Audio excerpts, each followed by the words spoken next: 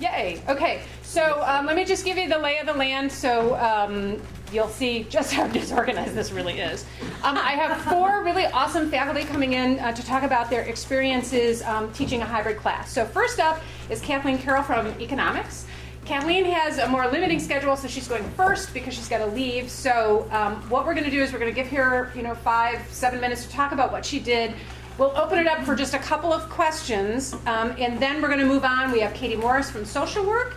We have Sarah Lupin, wherever she keeps hiding from me, from biology. And then Susan Schreier, who teaches both Science 100 and various assortment of biology classes.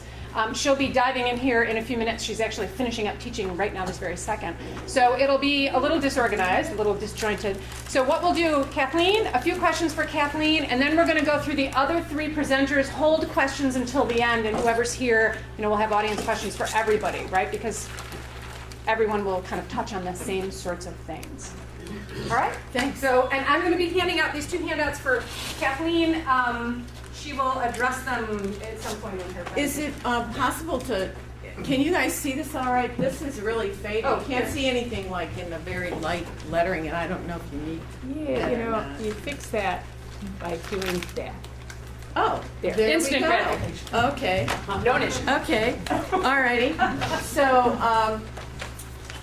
I kind of like the blue buttons because I always refer to them for my students so they know where to go. But in any case, I teach Economics 101. It's a Principles of Micro course. It's a required course for economics majors and minors and certificate students. It's an elective course that meets the social science gen ed requirement for students. So it's kind of important in our curriculum. And I took this workshop in spring of 2012. I ran my hybrid course last summer, session 1, and I've made some changes since then because while most everything worked really well in terms of effectiveness, there were some things that really killed me, and so I have modified the course so that I don't have to go through that again. So I'll tell you about that a little bit as I go through. This is my course homepage here. I've created a number of links. I have a syllabus link where that's the only thing that's in there is my course syllabus. I have created something called pre-class quizzes, which I'll tell you about. There's a brief little tutorial on how to use Word drawing canvases, drawing tools, and text box tools because my students need to know how to do that for their assignments, which are basically in course documents other than quizzes. I've created some PowerPoints to supplement. Our text doesn't cover certain things either the way I like or at all, and I like to provide some additional supplemental material for them. And I have some units post quizzes, so I'm going to talk about these quizzes and their assignments a little bit. You've got the things that I've given you to take away if you just want to use them for reference. You have the first page, the front page of my syllabus. There are 2 back-to-back pages. So these are from my syllabus. The front page of my syllabus at the top left is always information for me, so I know where I'm going when. And on the top right is information for my students, so they know who I am and all my contact information and availability. And I do that on every course all year round, and students find that very useful because it's right up front for them. So on the front of, I'm going to go into my course documents here. Well, actually, no, I'm going to go into syllabus and pull that up. And because I want to talk about a few things in my syllabus. I also give them the ISBN and full information about their text, and I tell them they can go online and find it. This adall.com is a great book search site. If you have never used it, you can find all kinds of books there. And if you put in, you can put it in by title, author, and it'll search a whole bunch of sites, Amazon, eBay, Alibri, a whole bunch, and So students can find their textbooks really cheap using this. This one is just a good one, and they like using it. I send my syllabus out 2 weeks before the course starts, and I do that for all of my courses all year round. So they can get their book very cheaply online. In my hybrid class and in my regular semester classes now, they have pre-class quizzes due by the time class starts. So before our first day of class, they've got to do 2 quizzes. And so that's one of the reasons I send the syllabus out early, okay? So as you can see on this first page, I basically give the course description, the objectives of it, and how we're organized. Now what you don't have is the next page. I give some details about my face-to-face sessions, what we do. In our face-to-face sessions, we do interactive problem sets that I've created for class, which are not available here online. I, do them. They're not like assignments for the students. So I have them set up where we're doing diagrams and calculations and a whole bunch of things in class, and then that brings up questions, and so I don't just talk to them about things, I can bring in my lecture along with their problems, so it's kind of interactive in that way. And so our classroom sessions move rapidly and are very active oriented, and my students like this. And I do this in the regular semester now. I've adapted this and do it a lot in my regular semester. So I lay out what all these assignments are. Note on the syllabus, I have a grading rubric that I put on the syllabus for my homework assignments. When they're graded, I do random grading this year. That's a change. Okay, but I grade them all either credit, no credit, and if I'll look through them quickly on the credit or no credit, but I'll randomly grade some on a 5, 4, 3, 2, 1, 0 basis. Now it's really hard to get 0 because if you follow directions, you get 1 point. Okay, if you have correct answers and things, you get the other 2, and if you have just thoughtful, complete answers, and that is separate from correctness, okay? Even if they're wrong, but they show that they were thinking about it, they can get points. I don't really, that's not the time to always demand correctness. That's a learning tool. And so they get solutions after the due date, a half an hour after the time and date that they're due. My solutions come up. Homeworks then are available the whole semester. They can look at them now for the whole semester. The solutions come up after the due dates, but then they stay available. So they always have access to that information. So then the other reverse side of that front page is the 4th page of my syllabus here. And what I'm doing, notice that I have the grade component weights for both exams and the online assignments variable, okay? From 0 to 20 for the assignments, and those are the homework assignments, not the quizzes. And the midterm exams go from 30 to 50%. So what I'm allowing this year, instead of having flat percents that they had to be, is I'm allowing students to choose the number of homeworks they do. They can do all or none, and the proportion that they do will determine the proportion of their grade weight for homeworks. So if they do half of the homeworks, it'll be worth 10% of their grade. If they do all of them, it'll be worth 20%.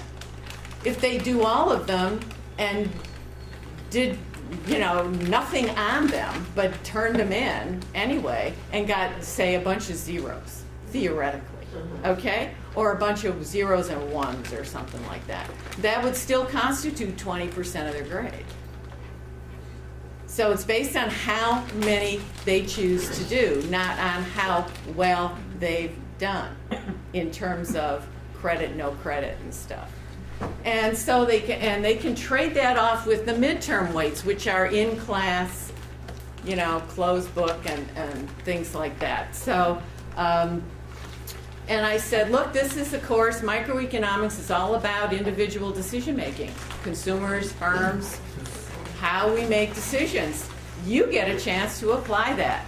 So, for example, suppose you have an exam on a day after one of these homework assignments are due. They're always due at 10 o'clock on some night, some day, 10 o'clock at night. So suppose the next day you have an exam in a different course. So you can say, well, should I use this time for this homework assignment? Should I use this time for my exam? The next day, you can choose. You know, I said, let's think about it. If you have almost 20 homeworks, all right, then you're talking about a very small percent of your grade here if you trade that off, but it also can cushion you from exams. So you have to make that little benefit cost analysis and decide. Okay? So, you know, I'm giving them some choices here, and I still will have to determine individual weights for each student based on this, but, you know, that's not a big deal for me to do. And we'll just see how it goes. Some students feel they don't do well on exams. They'd rather have more control over homeworks. Some people feel they're really good with exams. You know, it's up to them. So that's how I've done that. And I gave that page so that you could just get an idea of that. So the other thing I do on my syllabus is I lay out, and you have this next page of this, I lay out a detailed course outline and schedule. I have my course organized in units. So certain chapters make topical units, and that's how, say, Unit 1 is on principles, trade-offs, and trade. Unit 2 is on markets, prices, efficiency, and interference. You have in front of you Unit 3. It's one chapter because elasticity is a complicated topic, and Unit 4 includes taxes and international trade. And I gave you this page because it shows how I let them see easily what when the exam is and what it covers. So it's right there. And so they also see what is due when, what's required. So for every unit, there's a pre-class quiz. Now that is a quiz on the text material that we're going to cover, and it's due the night before the class we're going to start in. So they come into my class knowing what we're going to do. I also have those on adaptive release. They have to get 70% on a pre-class quiz, like for Unit 4, to have access to the Unit 5 pre-class quiz. Okay? So that means if I have 10 multiple choice questions, they have to get 7 of them right in order to get the next one. Most of them are getting 90 and 100 or 8, you know, they get better than that because it counts. Okay, but they come in prepared. So that lets us use class for interactive problem sets instead of me yakking away and boring them to death. Notice that on a unit, say Unit 4, everything is numerically consistent. I have pre-class quiz Unit 4, homework assignment 4, problem set 4A, problem set 4B. So they know anything with the 4 relates to that material. I think that's really important to them. They can get all confused otherwise. So they know when their submission date is and what time and everything. Okay? So the homework assignments are due after we've covered the material. And I have these post quizzes, as you can see, Unit 3 post quiz. A post quiz is a review quiz on Blackboard. It's not based on adapted release. Unlike the unlimited attempts on the reading pre-quiz, the post-quiz is a single attempt, 30-minute timed quiz to give them an idea to find out what do I know about this material. And and they're not put on an adaptive release basis. And I have those for each unit except when there's an exam schedule. So at the end of my syllabus, I have a summary table, and I gave you a copy of that page on the back of that. And so they have for every assignment and every exam when and at what time it's due. So they can just pull that off the back if they want to print it out and post it someplace, or they can put it on their tablet or whatever. So that's how I've organized my course. What are some of the issues? When I first ran this, if I have a large number of students in my class, now for this, I'm talking 20, okay?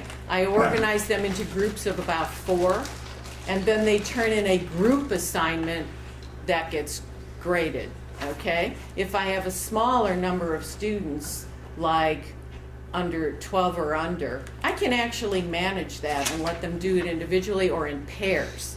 So I set it up differently, okay, depending on the number in my class.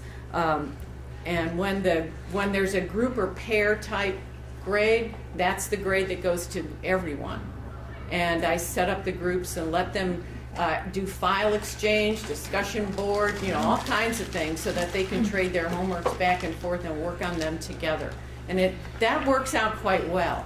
What gave me a problem last year was having to grade all those because there are lots of them, okay?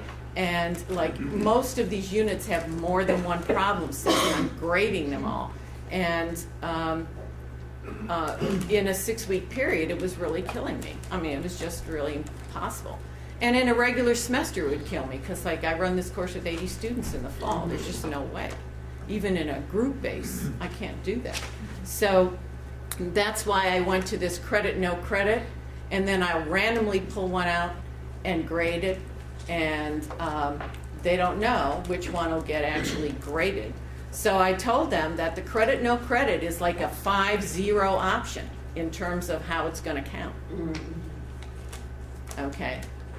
So that was kind of how I did that. And that, we'll see. So that this experiment this year is both on the variable weighting and on my grading system. The only other thing I'll mention quickly is that with some of these things like the online quizzes, particularly with timed assignments, occasionally something will happen like a student's browser will close on them and then the thing gets submitted and they couldn't really do it. So you're going to have to like exempt them or something, but it is a problem. Last year we had that mega storm come through, so that was a disaster. And in my particular class, because it's a required course in an economic curriculum, I've actually had lots of students who come in for the summer from other schools, but they live around here, and there are always some issues about transferability with a hybrid course I'm finding out. So I've had to have my syllabus available to provide to these other places pretty early so that they could decide if they would allow this course. But it's actually a pretty rigorous course. Hey, Kathleen. Just to be clear here, so what kind of elements did you move out of class online when you went to hybrid? Oh, all these quizzes.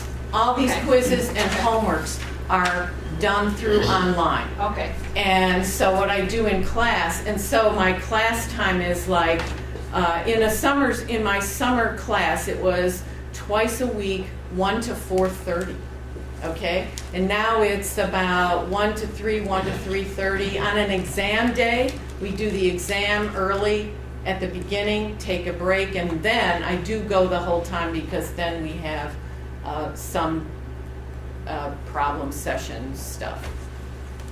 Okay? About how many of the assignments are you now actually grading? Well, that's a good question. The first 2 units, which were 4 problem sets, I actually graded, and I wrote all over them and gave them back to them, and for feedback purposes about what they weren't doing, like directions, a whole bunch of stuff. And I said, you've got grades on these, but I'm not counting them. I'm going to do them all as credit because you did them. And all this feedback information on these first 2 only is for your information. So use it and do the rest of them better because from this point on, the grading credit, no credit will kick in. So we have 9 units, so I've done 2, so 7, but it's a bunch of problem sets. So it's like 14 more problem sets that I'll probably grade maybe 2 or 3 of them. So I noticed on your component, your weight stuff, that you had your individual student quizzes online were 15%. Yes. So do you count your pre-quizzes and your post-quizzes the same, or Well, have you weighted this? How does that work? I do. I wasn't going to initially. I have a total of 17 quizzes, including the syllabus quiz, Right. Okay. which they have to get 100% on to open up the next quiz. But the others then are all 70. Let me see. I actually made the post-unit review quizzes worth 4 points a question, and the others worth 1 point a question. So they counted more in terms of points. But then I decided, because they had a much harder time on the unit review post quizzes, because you expect that. So I didn't really want them to get so penalized. So what I did is put everything on percent terms, and then I just count them the same. And sometimes I'll drop a couple of the really low grades and say, look, for everybody, I'll drop your 2 lowest or something, so they don't feel. We have time for one more question before we move on. So Ilse? So are your quizzes graded automatically and put on? Yes, my grades? quizzes are Blackboard graded. So- Okay, I've created them. I created them, and I can change them, and I modified some from last year to this, but So they the are multiple Blackboard. choice basically? And- Pretty much, yeah. So, but they're graded online, but the homeworks cannot be graded online? No, because these are my personal problem sets. They do have to use like word drawing tools to move diagrams, Right, right. demand curves and stuff around. But no, I've got to do them, and so there's no way that I can. I understand that. Doesn't work through Blackboard. Yeah. Yeah. All right. Thanks very much. Let's give Tiffany. Next up is Oh, Katie. you're welcome. Hi Feel everyone. free to, just let me say, you can email me, or if you have any questions, I certainly would welcome that. Okay. I'm going to have to take off. Hi everyone, my name is Katie Morris. I'm the program director for the social work program down at Shady Grove at our other campus. And I think it's a verb, started hybridizing in 2007 and teach information technology and social work. Our intro, it's a 200 level course, and I teach it in hybrid and online format. Typically in the online format in summer and winter, and then hybrid during the fall and spring semesters. So I will kind of touch on a few things that Kathleen noted, but similar to her course, the little tabs, and we'll have to be able to show you kind of her tabs. Oh, here we go. So I actually have created a few, I'll just start with a few kind of tips that I have found helpful and that my students have noted that have found helpful. I actually created like a start here tab and like a little start here point, and they actually have to go into that start here and watch a little video tutorial. And I created a video tutorial that walks them through Blackboard. I know many of our students are actually very tech savvy and know how to use a lot of the technology. However, they're not necessarily familiar with Blackboard and some of the kind of professional or even talking professionally. So what I try to set up is just a video tutorial where I'm walking them through the course and like, okay, here I'm putting everybody on the same page. So that what happens is you get to that first assignment, it's like, hey, I don't know how to turn this in, say 3 or 4 students. So kind of leveling the playing field, no matter what course you're teaching, having some sort of like, everybody needs to know this information in my course. So a start here tab I found really helpful, and again, kind of the top 3 things I want them to be able to do right on day 1 when we're starting the class, and I found that really helpful. Some faculty I've talked to even have like a little quiz at the end of that kind of tutorial, so everybody, like they have to get a percentage on that quiz to kind of stay in the course or whatnot. So that's something that's really helped me. I actually also have a syllabus tab and course documents tab. In my course documents, I just have folders for each class period when their expectation is for them to complete the work. A feature that I heard Kathleen mention is adaptive release, which is a feature that's really worked, I think, for me too. So in order to access the next week's folder, they need to complete the work in the previous week's folder. I think this helps students kind of stay on track in terms of, okay, you need to do all that's in class 1 in order to get access to class 2. That definitely works, and certainly when I'm teaching my online courses, my completely online courses, because I think students, the perception might be out there that online classes are easy. And I don't really think that's true. And so that's one thing that they kind of see, that they feel like, oh, I'm good, I did the work in that week. Well, you actually have to do the next class and the next class after that. So kind of setting that up in the expectations. In that Start Here tab, I also create like a 2 or 3 minute expectation video. Like, if you want to be able to pass this course, these are the things you should do, and these are the things you're going to have to do. And especially in the online class, telling them how many days a week that they should be planning to check into the course. Because again, I think students feel like, especially in summer, winter, because as we know, they move so quickly. I mean, you're having to get into that course at least 3 to 4 times a week to do that work in order to complete the course efficiently, and also do it well with a passing grade. Some other things that I've kind of found helpful. One thing that I still struggle with, and I'll kind of put that out there, is I almost feel like I've gotten the online format down. Some of the things that I personally do is most of my class lectures are readings, some of them online, links to PDF files or whatnot. I do create typically an online lecture for about 10 to 15 minutes through some sort of either Camtasia or Collaborate or Camtasia Relay, and then also some sort of assignment or quiz, whether it be a posting to discussion board or something like that. So an illustration that they did the reading, listened to the lecture, and some sort of discussion. So I kind of feel like I've got the online down most of the time. The part that I still struggle with, and I don't know if others would agree, is that hybrid piece. That kind of, when you're in the classroom and you're delivering some of the content online, I heard Linda say that, what are you putting online? And I think that's still a struggle that I have, that each semester I'm kind of tweaking that. Like, oh, I put some of the content, maybe the lectures, maybe the quizzes, but there's still, I get into that classroom, and I think, maybe Sarah will talk more about this, but I went to her presentation on this flipped piece, and I think that's really helpful to keep thinking about, okay, if I'm doing this stuff that they can do independently online, then what are we going to do in the classroom that's more the dynamic piece, more the sending the message home, more the practicing exercise, or whatever it is. And I continually kind of struggle with that as we all think about what our content is. Okay, this is what I want them to take with them. How am I best getting that to them? And so again, I think I still kind of struggle with the hybrid piece. I'm not really helping you here with that, but I guess that's something to think about. The final point that I'll make is that I definitely feel like you've got to stay ahead.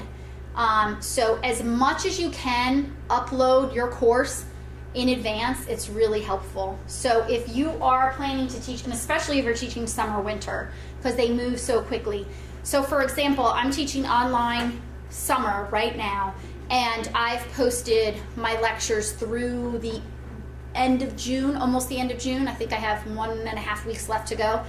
Because the idea is that they can move so quickly through the material that you get up there, that it's really important that you try to stay ahead. And I find that even during the academic year, to try to stay, I think when we teach face-to-face, what we can really kind of put it all together the morning of or a few hours before. But when you're online, you had to have that content up there for them to view it, so that when they get to class, they're prepared. And so you need to give them time to view it, not just 2 hours worth. So that, I think, is really the struggle piece, is staying on top of that. And I can't stress that enough. You've got to give yourself probably 2 weeks would be preferable, but minimum a week to get that material up there so that they can view it. And I think that's kind of the challenge. We all kind of feel that. We get to mid-semester and it's like, I've got all this grading, all this other stuff going on, and I'm supposed to be staying a week to 2 weeks ahead of my class. And so I think that's probably one of the challenges that I kind of deal with each semester too. And the other point that I'll make is that I'm typically asking students for feedback either online or in my classes, what's working, what's not. I think that's really helpful to find out from them how things are going, what they're taking with them, and what makes sense for them. And I think that helps me improve my course. And as Kathleen noted, once you run through it one time, you'll be like, oh my gosh, I would never do X, Y, and Z again. And I think that's really helpful too. Just getting in and doing it and practicing it is really helpful. I heard Kathleen also say this too, which I've done. There's a lot of things that I've taken from hybridizing and putting courses online that I've incorporated in even to my face-to-face classes. And so you it almost changes your thinking in terms of how you're getting content out to your students. So, some good thoughts. All right, let's give Katie a round of applause. Our whole questions through Sarah, and maybe our last person will show up. Which class? Bio what? 233 from fall 2012. Hi everybody, I'm Sarah Lupin and I am in the biology department.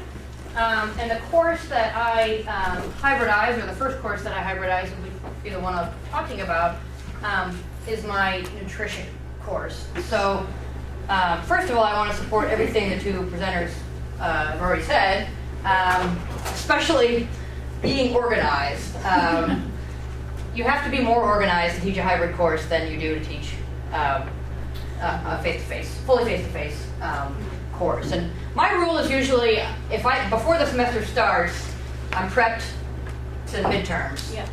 And then gradually through the semester, I catch up with myself until at the very end I'm scrambling. But I only at the very end do I catch up with myself.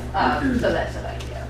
So from a course design perspective, why teach a hybrid course? And I hope that that's something that's been emphasized already today. I'm sorry, I just came in, but what are you trying to get out of it? And so for my students, my major goal for them in nutrition is for them to be able to answer the question for themselves, and for others, many of them will be nurses and giving advice on this, what should I eat? And so that's something that is critical to have them constantly mixing and meshing the content of the course, whatever it is, the textbook, the whatever the content we're saying, with their own experience in life. Right? Everyone has a whole life where they eat 3 times a day or more or less, right?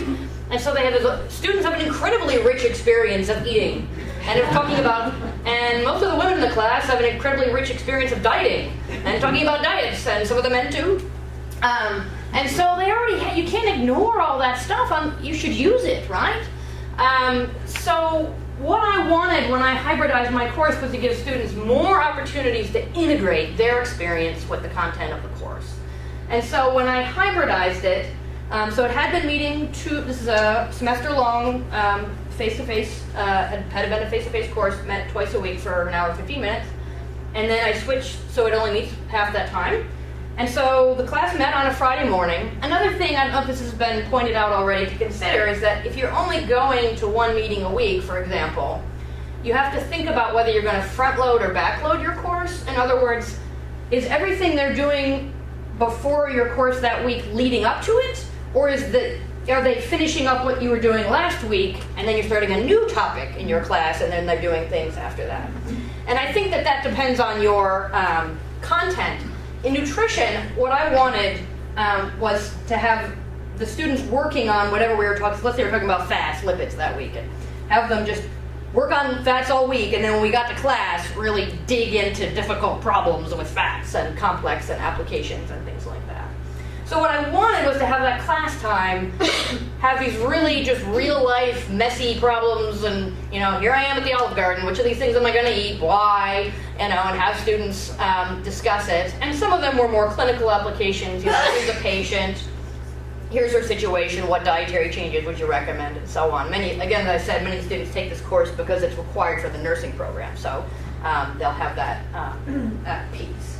So what did they do before that class began? Well, Blackboard organization has already been discussed, and I just want to emphasize that you want to make it easy for your students to know what they're supposed to do next, because they're easily confused by the fact that there's 4 different things they're supposed to be doing online every week, plus class and all this stuff. So the way I did it was just to make a folder for every week. So every folder they go in, it's the topic for that week, all right? So, and this is in order what they're supposed to be doing. All right, so they read the chapters, and I make little video reading guides to the book where it's just me, it's just a screenshot of me with the digital book, and I'm talking and flipping through the book and saying things like, well, you should look at this figure and ignore this part and really focus on that and things like that. So about half the students watch the videos. It's up to them. But analytics can tell you which ones who's watching and which ones. So they supposedly read. Some of them do and some of them don't, right? And they watch the video. Then they post to the discussion board. So I'm just going to go and show you those. Where's my thing with the thing, Karen? Oh, it's because I'm logged in. Yeah. It's because it's logged in as you. Oh, wait. Maybe it's okay. Okay, this is a longer route to get to it than the students would take, but here it is. So it's a little scenario where your brother and sister are arguing about the nutrient density and whether if you artificially add vitamins and minerals to your food, is that just a marketing tool, or are you really making Lucky Charms more healthy, and so on. And so they read this discussion and then they post about it. And so I think this will take us to, yeah. So these are all the students who made their posts about this.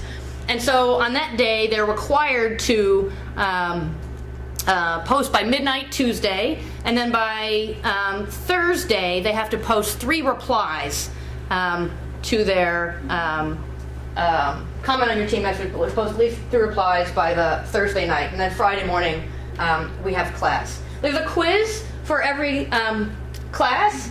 I made the mistake of making the quiz optional. I thought, well, in the discussion board post, the rubric for grading the post says that you have to integrate information from the book, or some valid outside source, and your own experience. You have to have both of those in your answer.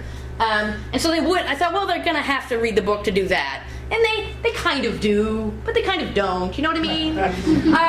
So in the future, I would make the quizzes required. That would be, and that seems to be what other people are doing. And in my opinion, that would be the right thing to do. So then we come to class, and what happens when they come to class is they've already had this rich discussion with it's not the whole class. They're in groups of 6 or 7. On Blackboard, and it's the same group, the same team in class. So it's the same people they've been talking to online, they're sitting with around the table, all right, in class. And so they really get to know each other online and in class as we go along. Although I have to say, Friday morning, not a good choice. You know, Thursday nights, to the degree we have a party night, it's Thursday night. So Friday morning, I don't know. But, they have their coffee mostly, so they're pretty perky. And so then they're together, they've already talked about this together, right? This topic, and also their own experience with that. And then I give them these questions and problems where they apply, like I said, with the going into the Olive Garden, or here's this patient, or something like that. So in class, the way it works is that I'll put a question up on the screens. This isn't the only thing we do, but one of the main things we do is I'll put a question up on the screens, and the teams discuss it amongst themselves. And then we debrief, and very often I'll give them some specific choice to make, like which one of these Olive Garden foods would you most recommend for this situation, or whatever it is, or something, and then they have to vote, and they hold up these little colored cards and vote, and they really love that. I have to say, it's really, they're like, you picked the spaghetti carbonara, that's crazy, or whatever. Like, they feel very invested in these choices, and so I think it worked. That is, I think that having the discussion online really gets them interested. You might say, well, we're talking about lipids, and they'll be like, whatever, lipids, what is that? I don't know, cell membrane, something, I don't know. But then now they get to class and they're like, oh, it's in, it's that, so they have they've connected it to their own experience when they come. So I would definitely keep it this way. I feel like what I really want is to have all the face-to-face class time I had before and all this, but I can't have that. So I don't think it's realistic to ask them to do all this stuff out of class and then have still all the hours of class every day, every week. So As it is, I think it was an effective change for me, and I didn't give them. So I had taught it non-hybrid the year before in the same room and with many of the same techniques in class. I didn't give them the exact same test, but I gave them what I wrote the test in the same way out of my head and so on, with the goals that I give them for each unit, and they did better. That is, again, not completely controlled experiment, but I think they learned more than they did in the other course. In terms of the student perception, a lot of them liked it. A lot of them liked the convenience of it. One thing that they really complained about, which I think is really lame, but they complained about the fact that they would forget to do the discussion board. Yes. And couldn't Blackboard remind them. And Blackboard thinks it can remind you. There's a little setting where it reminds you, but it doesn't. So maybe that'll be fixed, or it's being fixed, or it's even a little better already, but at least in fall 2012, it wouldn't remind you. And I tell students, like, don't you have a phone? Can't it remind you to do things? And they said, yeah, I could, I guess. So it does, and they figured it out. And then I said, okay, well, I'll tweet it to you. So I got an account on Twitter, and I would tweet. But I had there were 80 people in the class. I had like 15 followers. So most of them didn't even sign up for that. So I don't think that was very. So that part was the other part that was the thing they complained about. Again, I don't feel like it's a super legitimate complaint, but I do like to make things easy for students to remember. Sarah, I was just curious, what type of performance percentage do you get on these pre-assessments for the quizzes? How many of them do the quizzes? I would say about 3/4 of them do it eventually, and about 1/4 of them do it before class. So, a quarter, because they don't have to, and they have all these other things they have to do. That's right. They don't Right? have to. With the discussion board, so you said that first they have to post their own, they post themselves, and then they're supposed to reply. That's right. So, 2 questions. The Grading. first is, how do you grade those? And the second is maybe I should know this, I'm new. Is Blackboard, is there any way to just make Blackboard check off whether or not they did it? So there is, yes, you can make them, yes, you can have Blackboard check off whether or not they did it. Okay. As far as I know, there's no way for you to ask Blackboard to evaluate the critical arguments that they have made and do that. If there is, please let me know. So the grade that you can't possibly grade, it's like 4,500 units of grading or something right over the semester. So I did random grading, so I told them I had one TA, graduate TA, to help me. So we graded all the first ones. And there was a rubric that includes both your post and your replies, so it's not like you're grading all of them separately. There's one rubric that includes your post and replies. So I graded all the first ones, so say they had 13. We graded all of the number 1s, half of the number 2s, so they would get that feedback right away. And then the other half number 3s, so they would get that feedback. And then after that, we just graded a few more. So I think everyone ended up with either 5 or 6 that were graded. So it was less than half of the total that were graded, but they didn't know in a given week whether they were going to get graded or not. And I would just do it. I'd be like, okay, this week we're going to pick the 2 people in the group whose last name is closest to K, and we would just make it up every week, so there's no way they could detect our patterns. So and I'll open it up now, basically, to kind of both of the But I'll just panelists who are respond to up the discussion board. So what I've done is actually have them collect, at the end of the semester, they have to turn in their top discussion board posts, and however many it is. And what I try to do is actually spread it out. Like, I don't want them all the ones that you did in May, because you just did it before the assignment was due. So, pick the one from February, March, and April, pick your top whatever post.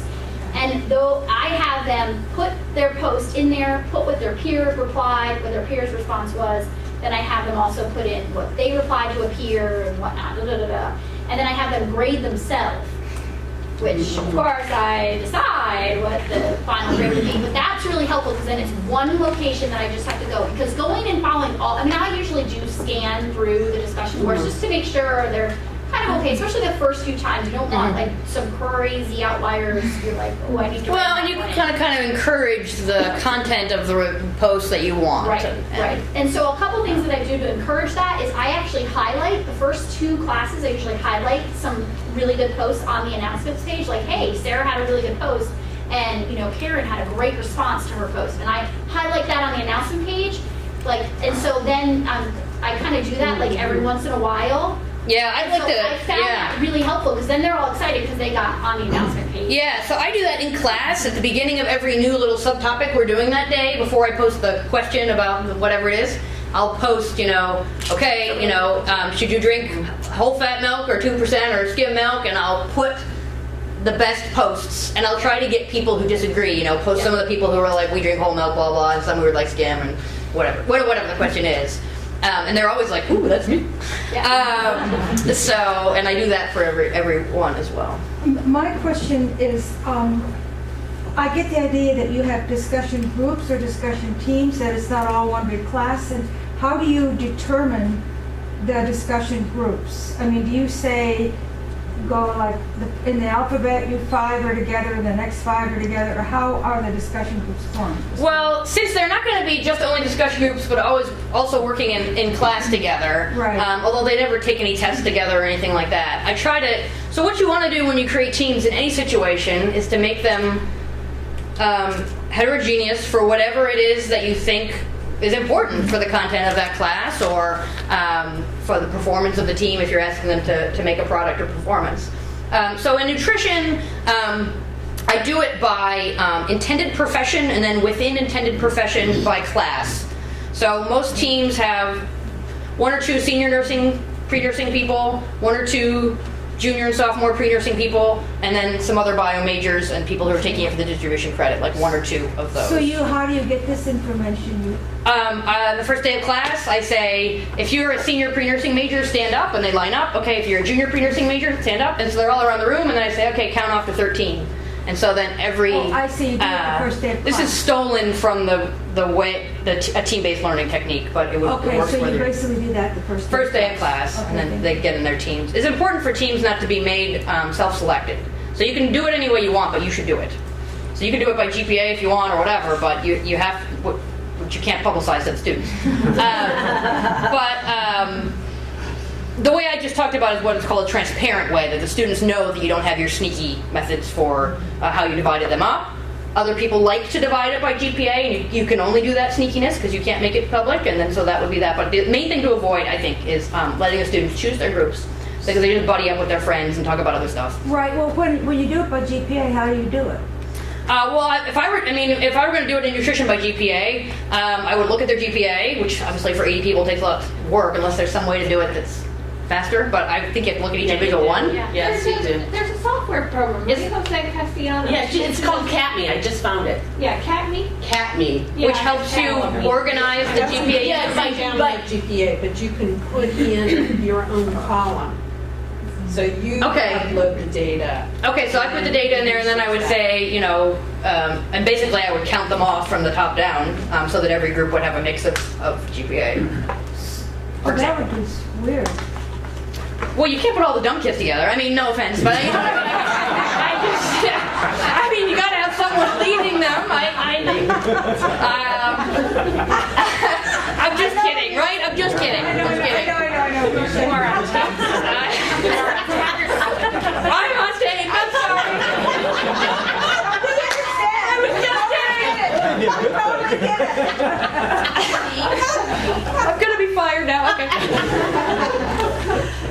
So in terms of the random grading of quizzes or homeworks, I know some of the quizzes are given just to make sure that they do it like in advance of the class. It's not really an evaluation meant to give them feedback, but homeworks are generally given so that they get feedback on what they're learning. So if you're just doing random grading, you're not really giving them much feedback. Well, so the thing that we're randomly grading, I'm randomly grading, and I don't know, I think others can speak to this as well. The thing that I'm randomly grading is a discussion board.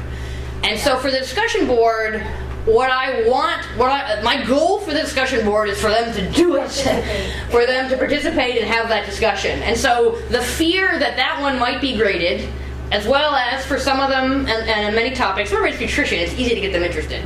So, as well as the interest in that topic motivates them to do it. In terms of content knowledge, I think you have to give feedback every time on everything. So the quizzes, these review questions, which are quizzes, I didn't call them quizzes because I also had quizzes in class, and I didn't want them to be confused about the in-class quizzes and the review question quizzes.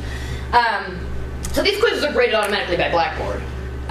So they get feedback right away. So in terms of content, they always get feedback and it's always immediate. But the discussion board, you know, there's what's being graded is your contribution, not your understanding. Although your contribution's better if you have some understanding. Just to clarify, what didn't work in Blackboard Discussion, was it the subscription or the early warning or both? So they would sign up to get notification, and then there's a little drop-down menu where you can choose how far in advance you want the notification by email. And they would sign up, and they wouldn't get any notification. I signed up, and I didn't get any notification. I thought it was because I was the instructor, but the students didn't get any notification for that. I talked to Karen about it at the time, and she said it was just, you know, basically it was turned off, or it wasn't a thing that was active in our Blackboard for whatever reason.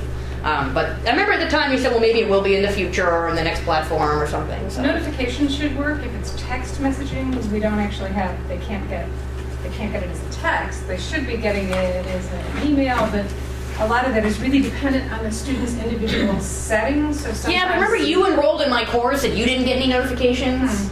So I think there was, or maybe it was just my course was messed up or something, I don't know.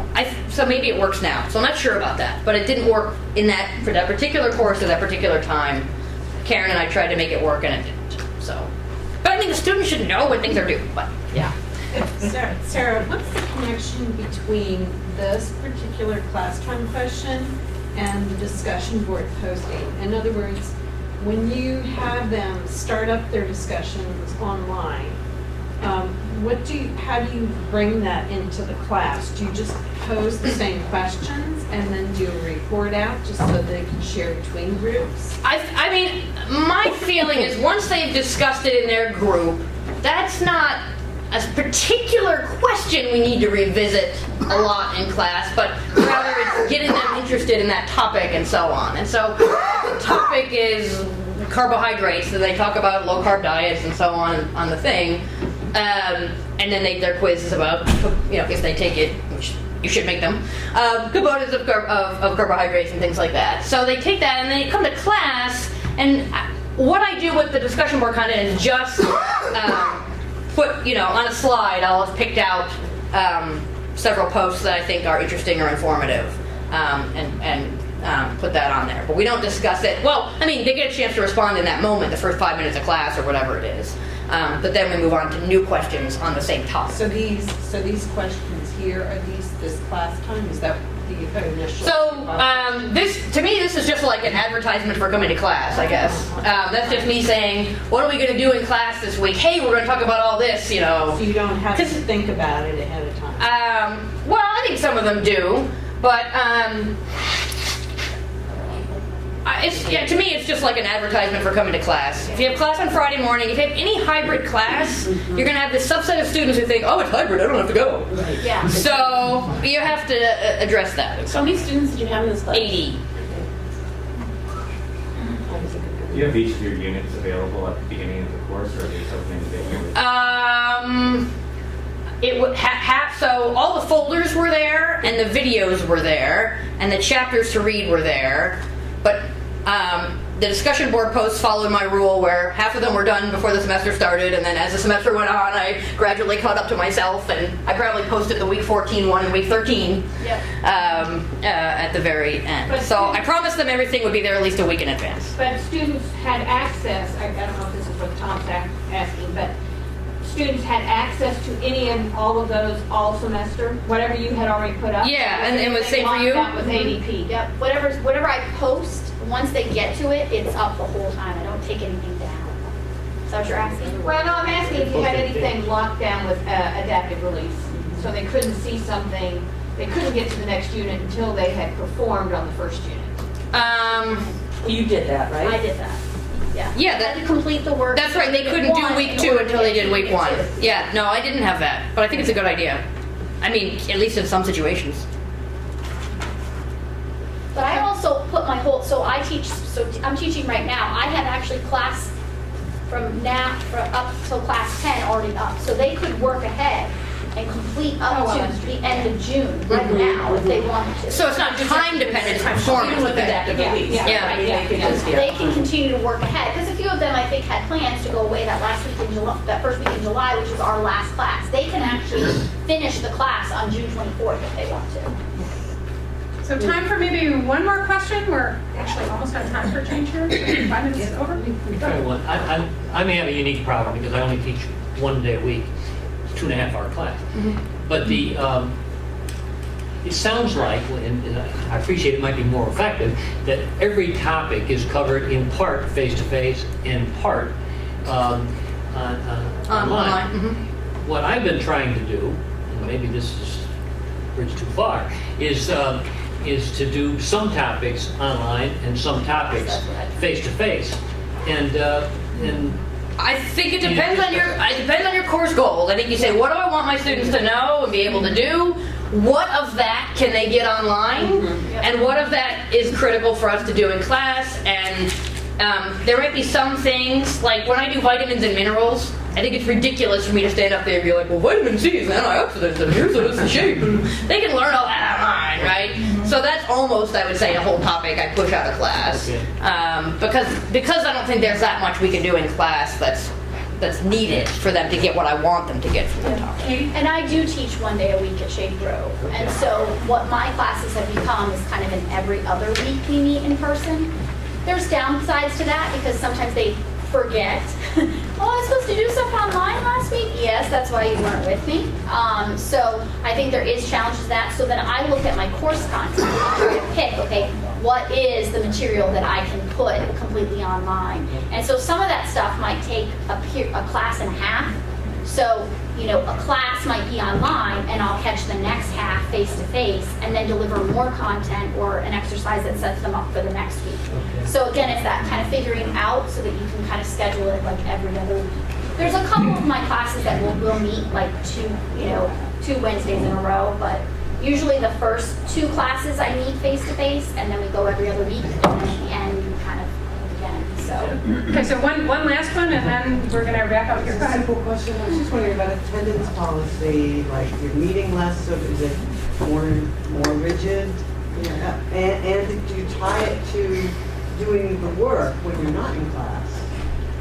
Do you tie the attendance grade to?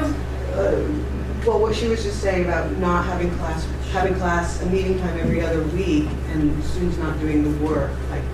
Maybe somehow that could be tied into an attendance policy? I think you guys do. Yeah, I mean, I think it's definitely a variety of approaches to that. I didn't have an attendance policy, and so you have about 3/4 of the students who come, I think, because, again, with nutrition, it's a little easy. They really are interested in it. It's eating, and I jump around a lot, I'm very enthusiastic, and so they sort of think, oh, this will be fun, it'll be all right, I don't mind, this class is good. And then you have 1/4 of them who are like, they're sleepy, or they're hungover, or they're working, or whatever it is, or they just think, oh, it's a hybrid class, I'm not coming. So I would say I definitely have worse attendance in this class this time that I did it than, they participated online, and then they just didn't come for that subset. So I think you definitely would consider either making attendance required or having another little mini quiz at the beginning of class or putting the quiz at the beginning of class or something. You have to give the students incentive to come to the class, even more so in a hybrid course, because they're going to start to think, oh, I can get all the points without coming. So I think that is an important question. I agree. I agree with that. And I think too, for students that do miss a week, I'm teaching just once a week, so if you miss a week, it's like, okay, we'll catch. And then all of a sudden, we're 3 weeks. I haven't seen them in 3 weeks. So, but I agree with Sarah. There's like, no matter what, even our face-to-face class, there's a portion of those students that just aren't going to participate. My students gave each other peer evaluations, so they definitely slammed the people who didn't come to class. And I guess, it's 10% of the grade. So if you got slammed, and you got a 4 out of 10 on your participation or whatever, it definitely affects your grade. But they only find that out at the end. I think maybe I should have done a halftime peer evaluation. So they say, oh, hey, this matters that I'm not going to class. So, yeah, you have to make it matter to them somehow. I'm not sure that that's a skill I'm really good at. I mean, the enforcement part. All right, thanks very much. Let's give Sarah and Tina